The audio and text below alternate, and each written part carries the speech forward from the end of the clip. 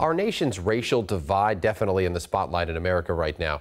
And here in Western Washington, one local police chief is now sharing his own story of police racism.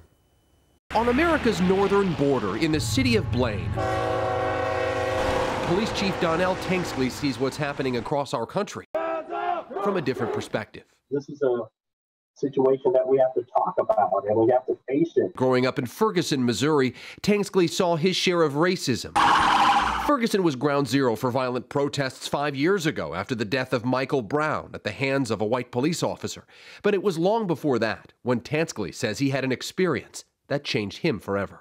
You know, that day is etched in my brain. He went public with his story recently in Blaine's local newspaper, The Northern Light, titled "It's Long Past Time That Two Americas Come Together."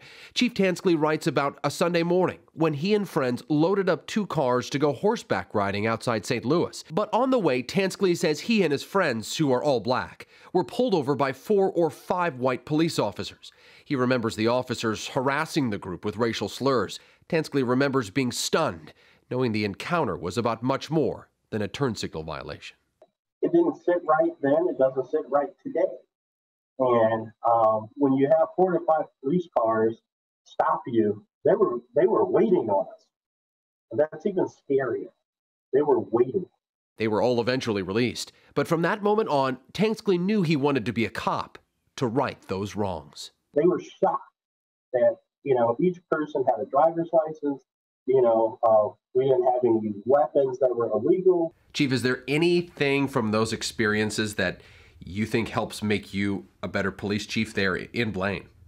All our police officers are trained in fair and impartial policing. In fact, I'm the trainer. Chief Tanksley is hopeful this time we may actually be on the path to real change. This isn't a black issue. This isn't a we versus them issue. This is an issue that, quite frankly, America has played dodgeball with. We've posted a link to his opinion article on King5.com. It is quite the read. Tanksley tells any new recruits, by the way, to make sure that they do it from the heart.